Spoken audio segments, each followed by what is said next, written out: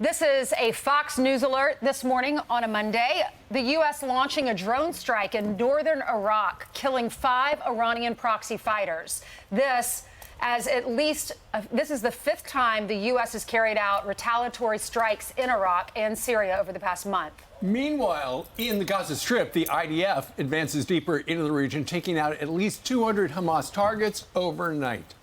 Trey Yingst is live in southern Israel with the latest. So, Trey, the ceasefire is over. What's the latest on the ground?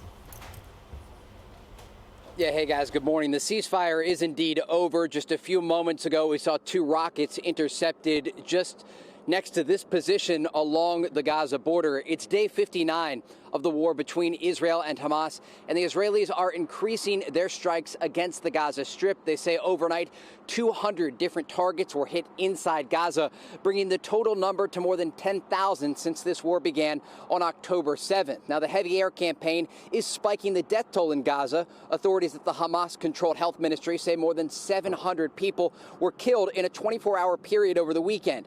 Israel still going after Hamas leadership, killing the commander of the Shati battalion in an airstrike on Sunday. Also over the weekend, they killed Wissam Farhat, the commander of Hamas's Sajaiya battalion. Farhat was responsible for the deaths of 7 soldiers during the 2014 war, and he actually participated in the planning of the October 7th massacre. Israel is also expanding their ground operations, starting to target positions near Gaza's southern city of Khan Yunis. The developments on the ground do come as regional threats continue to expand. Yesterday, 3 commercial vessels in the Red Sea were attacked by Iran-backed Houthi rebels from Yemen. The USS Carney shot down 3 drones that were in its area, highlighting the role that American forces in the region are playing. Now, back in October, the same guided missile destroyer shot down a salvo of missiles and drones that were headed toward Israel. It's not just the southern front that remains active, also activity on the northern front today as Hezbollah renews attacks into northern Israel. Guys? Hey, so Trey, it sounds like the IDF hit 200 targets overnight. Apparently they found, and you would know more about this than we are because we're over here, apparently they found tunnels and weapons in a school, and one of the tunnels was booby-trapped, and that just goes to everything the Israelis have said. You know, they put bad stuff in good places.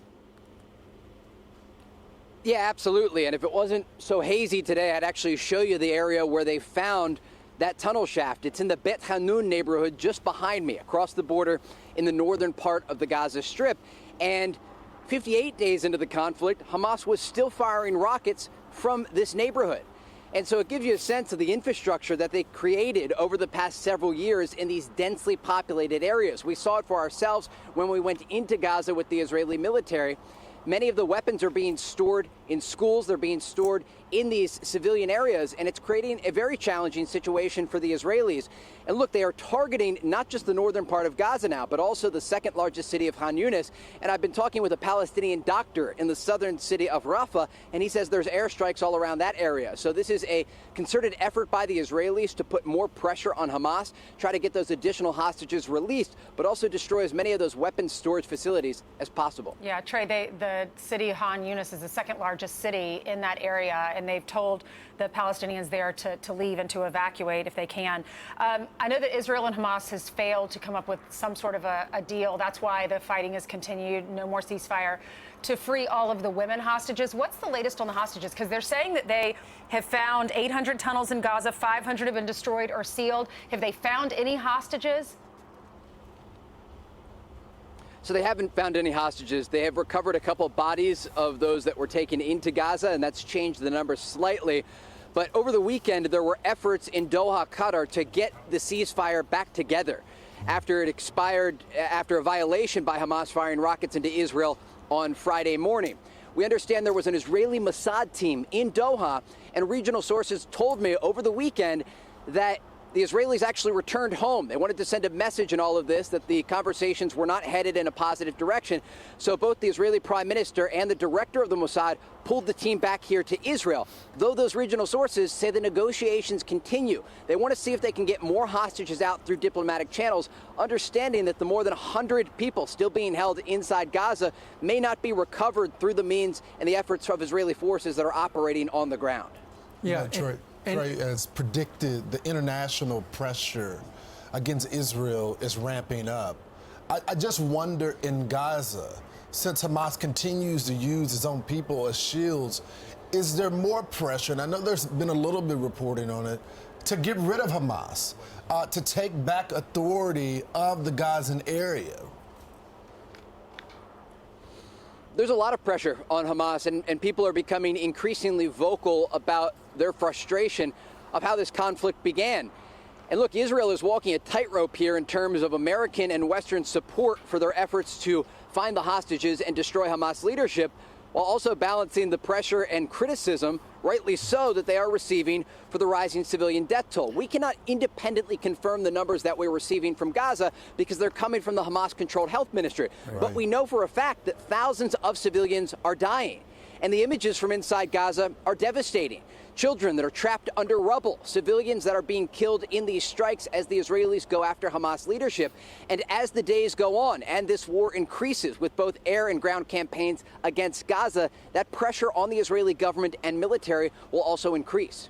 And Trey, to your point, there's also a lot of pressure on the Israeli government from the people of Israel, because I was reading this morning that apparently the hostage families, they know that the ceasefire is over. Israel has withdrawn the negotiators, and for the most part, the ground offensive, as you've been detailing, is on. The families of the hostages still stuck in Gaza somewhere. They want to meet with the War Council because they want to be reassured that the government of Israel will stop at nothing to bring them back, because they're afraid their people are going to get killed in the crossfire. Absolutely. Israeli Prime Minister Benjamin Netanyahu has faced a lot of criticism from the families of hostages. Today, in Israeli media, the focus is on the families of the soldiers that are being held inside Gaza. They're putting pressure and they are calling for the Prime Minister to meet with them.